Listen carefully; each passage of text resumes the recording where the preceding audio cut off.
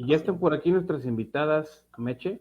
Así es, bienvenida. Vamos a ponerlas en pantalla. Aquí está María José Portilla y aquí está Roxana González. Bienvenidas.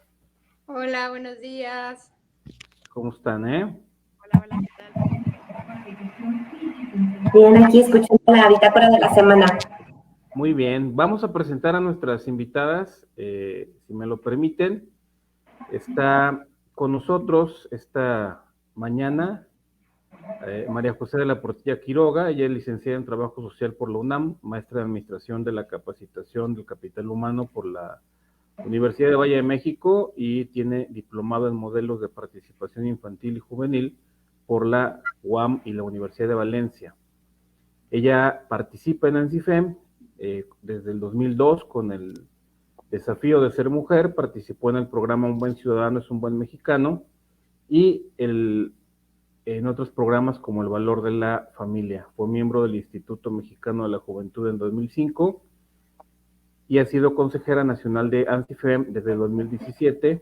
Actualmente es vicepresidenta y también coordinadora del programa de observación electoral 2021. Bienvenida, María José. Gracias por la invitación, buenos días. También está con nosotros nuestra amiga Roxana, ella es licenciada en Relaciones Industriales por parte de la Universidad Autónoma de Aguascalientes, tiene maestría en Psicología Educativa en el UNITEC, es miembro del Frente Nacional por la Familia desde agosto del 2016, actualmente es vocera del Frente Nacional por la Familia en Aguascalientes y es voluntaria también en centros de rehabilitación. Bienvenida, Roxana. Hola, ¿qué tal? Buenos días. Gracias por su invitación. Bienvenidas, niñas. Gracias por venir a aportar, aparte tanto, pues tanta experiencia que tienen y conocimientos que creo que son muy útiles y que se vea que también, habemos mujeres que defendemos los verdaderos derechos humanos, ¿no? No esta guerra cultural que se está llevando ahora. Claro. Sí, así es. Y ciertamente, bueno, a mí me da mucho gusto que nos inviten para poder externar, ¿verdad? Como bien dices, esa cara de la mujer que a veces como que nos ponen una etiqueta todas parejo, ¿verdad? Y no, pues hay otro tanto que pensamos distinto. Así es. Pues, Emanuel, el tema interesantísimo para empezar con nuestra primera. Así es. Pues en el marco de los derechos humanos, del Día Internacional de los Derechos Humanos, que es el próximo sábado, pues hay que decir que hablar de derechos humanos es hablar de derechos inherentes que el Estado no otorga, sino que reconoce. Y como bien decíamos hace rato, hoy estamos viviendo una generación de supuestos derechos humanos que abre, pues, en la subjetividad a la puerta de ficciones jurídicas, ¿no? Que hoy todo puede entenderse como un derecho humano. Pareciera que esta ola de nuevos derechos que está vinculado a una ideología y no a una concepción auténtica de la persona humana, de su dignidad, pues hoy es la que inclusive está incidiendo desde las mismas iniciativas legislativas o desde las mismas resoluciones de la Corte, lo cual es muy delicado. Me gustaría preguntarles qué es lo que está pasando en México. ¿Por qué ahora vemos este tipo de situaciones que evidentemente tienen de fondo una ideología y no un desarrollo integral de la persona humana?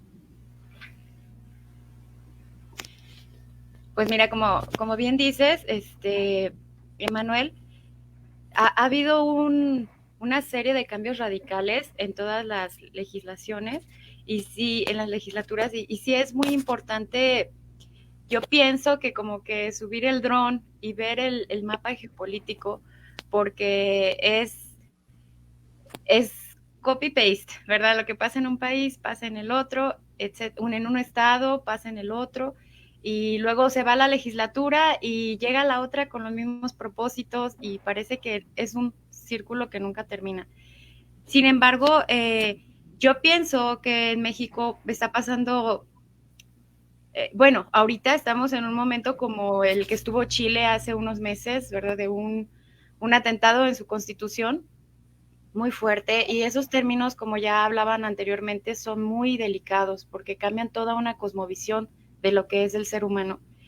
Y jugar con eso es darse un balazo en el pie, porque si devaluamos a lo que es el ser humano, nos estamos devaluando a nosotros mismos. Y yo pienso que lo que pasa en México ahorita es mucha confusión, una ignorancia culposa y otra, y o sea, también un querer no ver, voltear para otro lado por no ser políticamente incorrecto, y también lobistas dentro de nuestros congresos, lobistas dentro hasta de la Suprema Corte.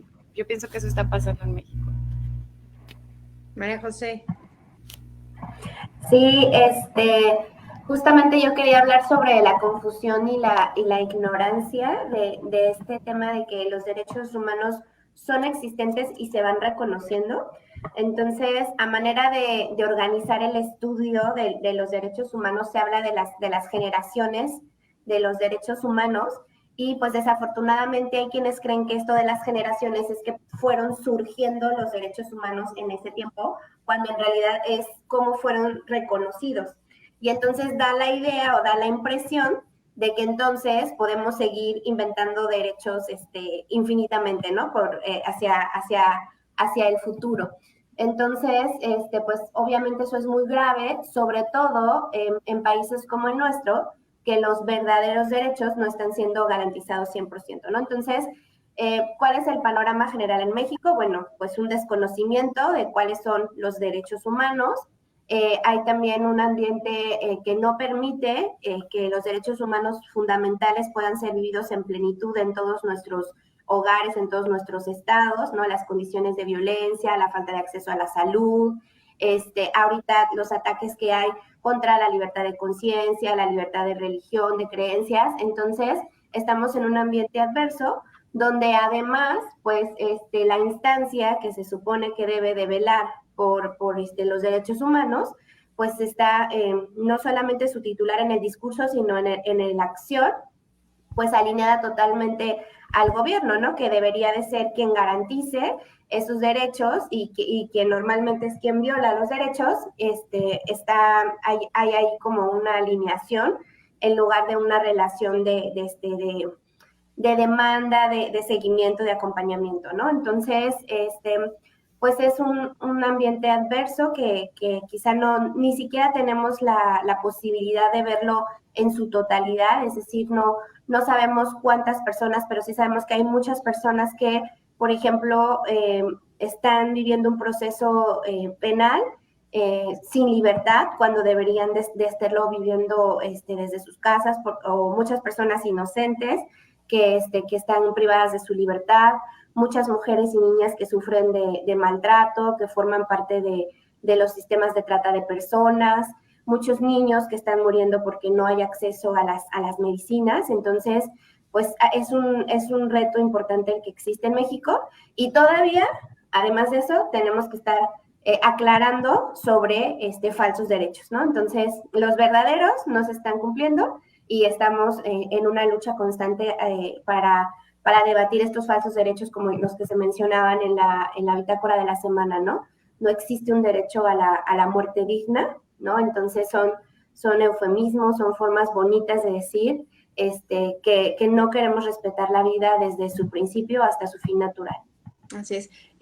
A ver, a mí me preocupa mucho esto que tú acabas de mencionar, porque es verdad que, digamos que el ataque viene desde donde debería, pues, velarse por los verdaderos derechos.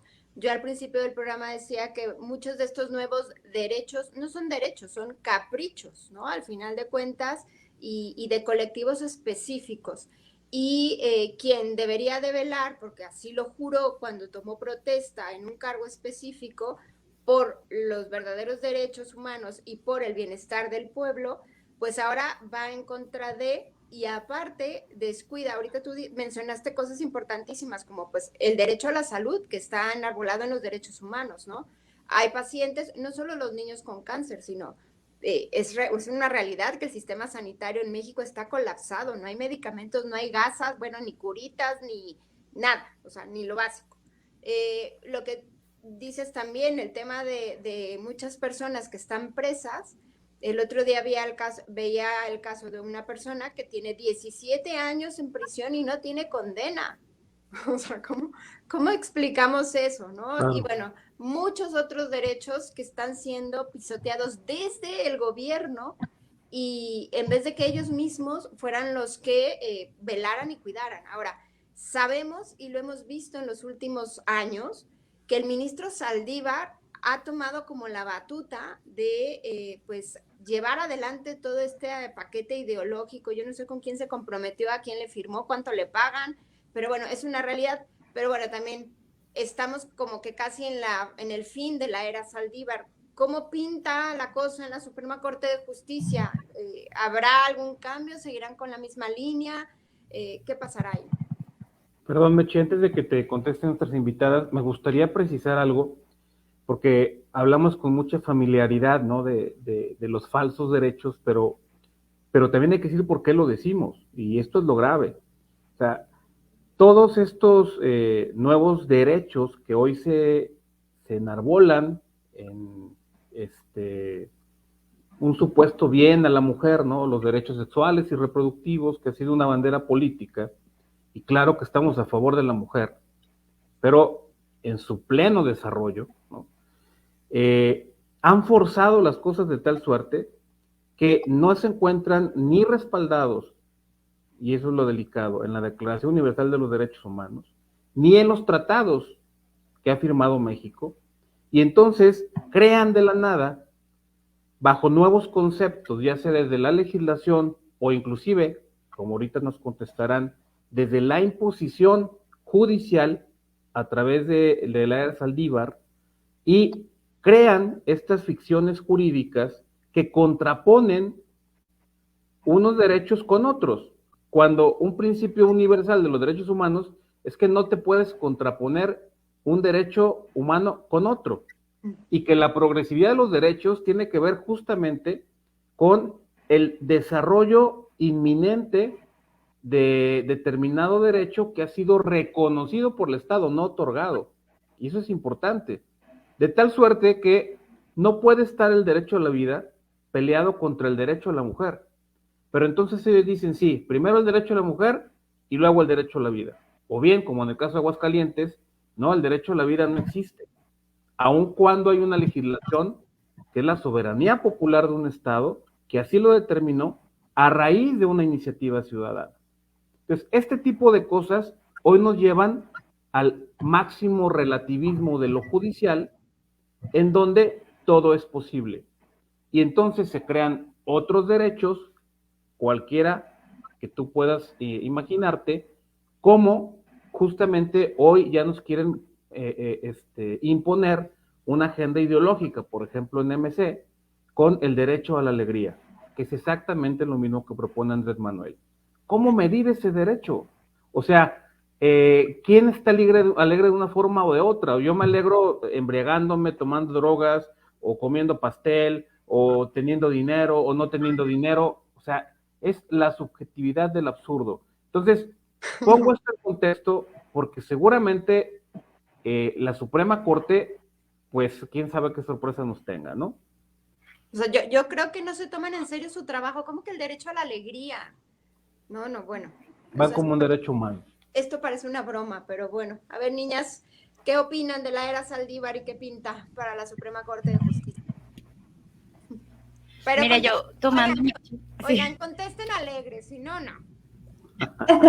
Okay. Mira, Meche, bueno, tomando lo que comenta Emanuel también, volvemos al punto, tenemos que ponernos de acuerdo qué es el ser humano, qué es un derecho humano, para estar hablando todos de lo mismo. O sea, yo creo que en todos estos debates y discusiones tiene que haber un glosario donde digamos, a ver, esto es, porque todas estas agendas avanzan con la gente ingenua o la gente que no quiere perder el trabajo, la gente que quiere quedar bien ahí, que no quiere meterse en problemas, pero es que son cosas muy graves, son términos elementales, como por ejemplo, con estas ideologías, la de género, por ejemplo, un transespecie va a tener un derecho humano si él solo está abdicando a su ser humano. O por ejemplo, el derecho a la vida no puede, como dice Manuel, no puede ponerse por encima el derecho a los deseos de la mujer. no podemos ir contra natura, tenemos como que volver a entender qué es el ser humano para mejor servirle, o sea, de la manera más plena y más profunda en todas las áreas, porque esto es transversal y todos estos cambios jurídicos impactan en la salud, en la educación y en toda la vida social del ser humano y destruye lo que ustedes comentan. A mí me sorprende que antes de cada gobierno se hacen los estudios de violencia o los programas de gobierno y dices, qué chulada, ¿no? ¿Cuánto estudio? Y dices, qué miedo y diabólico es que ellos sabiendo los índices de delincuencia, los índices de esto y de otro, no hagan algo y se dediquen más bien a establecer todas estas ideologías absurdas. Por ejemplo, ir a la causa raíz de las problemáticas sociales. Si sabemos con estadísticas que una familia destruida, los hijos de ahí tienen más posibilidad de caer en delincuencia, en adicciones, consecuencia, a ver, ¿de dónde viene la violencia? Bueno, en las estadísticas también nos dicen que las adicciones tienen mucho que ver, la falta de empleo, entonces, por lógica, el gobierno debe ver todo esto que envuelve a toda la sociedad, porque lo que afecta a un ser humano me afecta a mí también, porque vivimos en comunidad. Entonces, se hace toda una cadena y es absurdo por ejemplo, este derecho a la felicidad, o no sé qué, a ser feliz, etcétera. Es un conjunto de cosas que no lo hacen ingenuamente, no es como que no quieren hacer su trabajo, sino que están obedeciendo con una tenacidad, no sé cómo decirlo, o sea, saben lo que quieren hacer, o sea, el ingenuo es el que está en medio, el que no quiere tomar una determinación, el que no quiere profundizar en estos temas, porque sí tenemos que decir a lo blanco que es blanco y a lo negro que es negro para poder avanzar, porque si desvirtuamos el derecho y devaluamos todos los valores y los diluimos, pues entonces no podemos tener un principio de justicia, y sin justicia no hay paz, no podemos decir que está bien y que está mal, porque todo puede ser de acuerdo a los deseos. A los caprichos. Sí. Y fíjate que hablando de esto de los deseos, decía Marisela Borrego ahorita en el Face, ¿no? Los derechos son universales y los deseos son personales. Y ahorita nos estamos enfrentando a un mundo, y voy a citar una de mis compañeras, Paulina, que dice, es como si yo quisiera ser Superman, tengo derecho a ser Superman, pero además ahora le exijo al gobierno que me pague mi uniforme de Superman, que me permite enseñarle a los niños que pueden ser Superman, y hay de aquel que no me diga que soy Superman, ¿no? Entonces, no solamente es imponer la preferencia, sino obligar al otro, querer infundir en la educación y además querer que el Estado patrocine tus deseos, no tus derechos y tus necesidades realmente, ¿no? Entonces, esa es como la parte más grave de la situación. Y nada más respondiendo brevemente, yo no te podría decir qué nos espera. Apenas hoy se cierra la convocatoria para que quienes desean ser candidatos puedan registrar sus proyectos. Mañana sabremos quiénes finalmente sí decidieron hacerlo. Y, ¿cómo se dice? Lo que sí se siente un precedente importante de que es la primera vez que de manera tan descarada tenemos una persona con una agenda, con una ideología, que en lugar de resguardar la Constitución, se dedicó a poner ahí ciertas sentencias que con un aparente deseo de defender a la mujer, realmente la están vulnerando, ¿no? Un ejemplo es esta parte de, bueno, puedes tú ir a abortar, con promesa de decir verdad que fue violación y no necesitas decir ni levantar ninguna denuncia. Entonces, eso a quién le pone como el plato ya servido, pues a las personas que se dedican a la trata, a la violación. Entonces queda impune, no hay un seguimiento, y si de la trata y de la violación resulta un embarazo, pues nos deshacemos del problema, ¿no? Entonces, realmente la mujer no está haciendo ahí, no está recibiendo la ayuda que necesita, y tampoco estamos yendo a la raíz del problema, ¿no? Entonces, se siente un antecedente importante de la cooptación de la ideología de género en un órgano tan importante, pues el órgano supremo de justicia de nuestro país, y pues esperemos que esa tendencia se pueda romper va a ser un poquito complicado, pero pues hasta que sepamos quiénes son los candidatos y cómo serán los votos, podremos ir haciendo ese acompañamiento. Okay. Hay algo muy importante que justamente se vende con mucha bondad ahora que está esta iniciativa o este conjunto de iniciativas del megalodón, ¿verdad? De 45 reformas a la Constitución en materia de género. Se ha vendido la idea de que la perspectiva de género en sí misma es una solución a los problemas de México. Y hoy, pues pareciera que justamente se reconocen cosas que hay que decir que son ciertas, ¿no? Que ha habido una cultura machista, que ha habido abuso, que ha habido realmente una injusticia contra los derechos de la mujer, pero esto se ha hecho de una forma en que hoy se enarbola ni siquiera los derechos de la mujer, sino los derechos desde una perspectiva de género. Y entonces en género, pues evidentemente abre alternativa a cualquier forma personal de autoidentificación. La ONU reconoce, corríjanme, creo que cerca de 130 géneros, ¿no?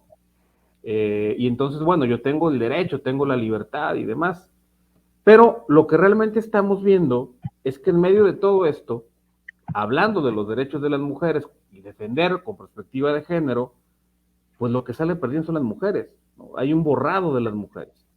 ¿Por qué? Porque hoy cualquier persona puede adjudicarse que es mujer, por ejemplo, en los temas de paridad política, y eso lleva a que tú ocupes un espacio que le corresponde a una mujer porque te sientes mujer. Entonces, en medio de la subjetividad de la misma esencia de la persona, ¿cómo poder defender los derechos fundamentales cuando no hay nada objetivo y todo puede ser prestado a una ficción jurídica, como el caso de Superman, ¿no? Entonces, ante esta situación, ante una nueva era que yo creo que va a llegar doña Margarita porque, claro, sería la primer ministra mujer y da mucho este juego, ¿no? No creo que la situación de la Suprema Corte sea mejor. Ustedes saben que los ministros pues tienen periodos muy largos, no es fácil. Por ejemplo, el caso de Brasil, la Corte Suprema allá tienen 20 años con los mismos, ¿no? Y siguen con esta lógica. Entonces, no se ve un panorama muy alentador. Pero aún desde la adversidad, y ustedes como activistas, como mujeres, ¿qué hacer ante esta imposición ideológica desde los derechos humanos? Pues mira, yo pienso, Emanuel, que primero como sociedad, más bien tenemos que seguir fomentando debatir y pensar, más bien, ponernos de acuerdo en estos términos y que la sociedad realmente profundice. A ver, a esto nos llevan. No claudique en su familia, no claudique en su escuela, no claudique ahí como legislador, no claudique como director de una escuela.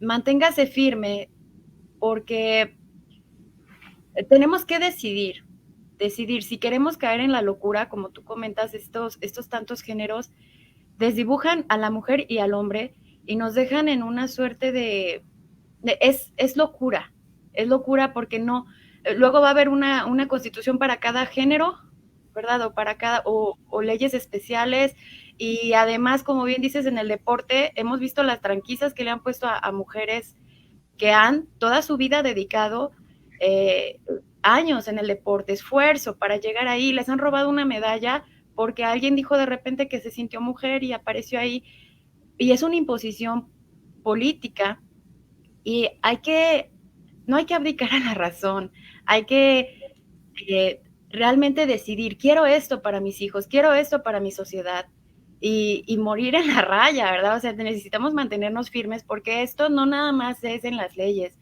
esto es en los medios de comunicación, es una maquinaria muy bien trabajada y que tenemos que ser conscientes para seguir haciendo frente y freno. Yo pienso que gran clave es generar la cultura, porque a veces llega un buen político, como por ejemplo Elsa Méndez, y yo me acuerdo que una vez aquí en el programa de Cabildex ella decía, bueno, yo estoy defendiendo los matrimonios, pero los jóvenes se quieren casar, y ouch, o sea, como que fue un trancazo Claro. fuerte, porque es la sociedad también la que tiene que involucrarse en esto, porque a veces mandamos al legislador o al representante y tú sálvame de todo. No, es que cada uno necesitamos poner nuestro grano de arena, porque esto nos va a pegar a todos.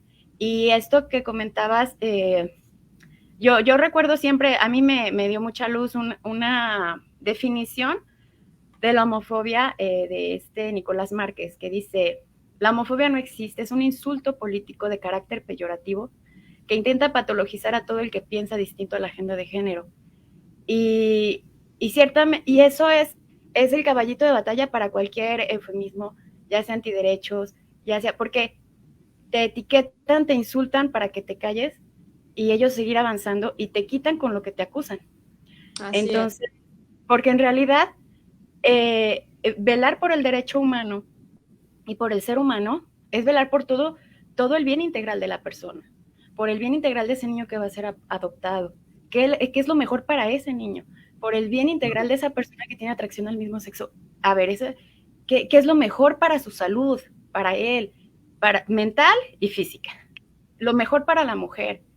¿Qué es este nuevo pseudoderecho de la interrupción legal? A ver, ¿en realidad es lo mejor? ¿O estamos favoreciendo a los hombres violentos que golpean a trancazos a la mujer embarazada? ¿O a esa mujer que le quitaron el bebé para robárselo? Y, pues es que ya no es delito el aborto. O volteas las estadísticas y la mayoría de los que están en cárcel por aborto son hombres violentos.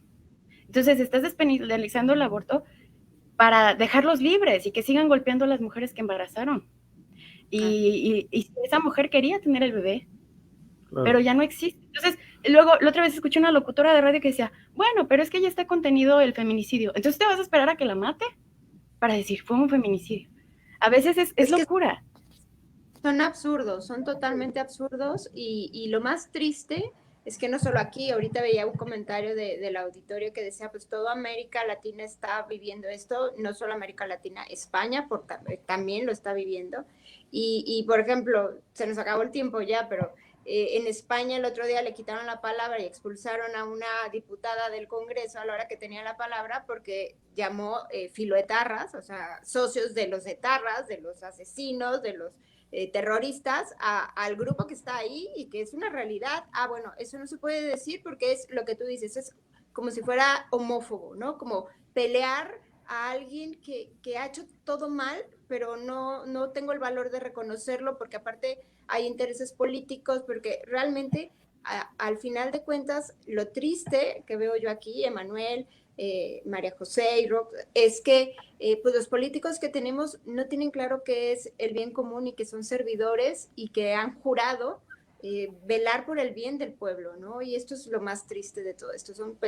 No todos, obviamente, habrá honestos y con ética, pero muchos, y que tienen puestos muy claves, están totalmente al servicio de agendas vendidos y bueno, pues esto lo tenemos que parar de alguna forma.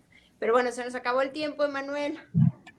María José, a mí me gustaría, sí, me gustaría invitarles a que se sumen a nuestra campaña de los 16 días de activismo, que justamente conectan el 25 de noviembre, el Día de la Eliminación de la Violencia contra la Mujer, con el 10 de diciembre, que es cuando celebramos la Declaración Universal de los Derechos Humanos, y este año estamos con Libres y Soberanas y Ciudadanas por México, justamente con la campaña Borrar es Discriminar.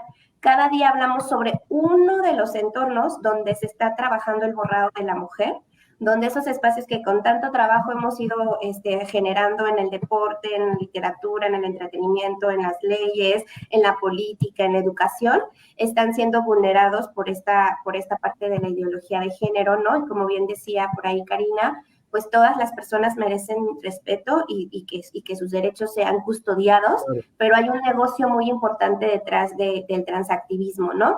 De las cirugías de cambio de sexo, de las hormonas que tienen que consumir durante toda su vida, del tipo de vida que llevan las personas que son víctimas de este fenómeno, ¿no? Entonces, pues los invitamos a que nos sigan en nuestras redes sociales, en Nancifem Nacional, y con el hashtag borrar es discriminar pueden encontrar lo que ya hemos posteado, las notas que están impresionantes y lo que vamos a seguir trabajando el resto. Y las asociaciones que quieran sumarse, pues también está nuestro comunicado de prensa con la postura total con relación al borrado, que ahorita es de mujeres, pero no tarda en que sea un borrado de hombres también, ¿eh? Así es. Bueno, muchísimas gracias por estar con nosotros y nos vemos aquí el próximo lunes, Meche. Así es, muchas gracias. Muchas gracias. Hasta luego. Gracias. Hasta luego. Bye. Bye.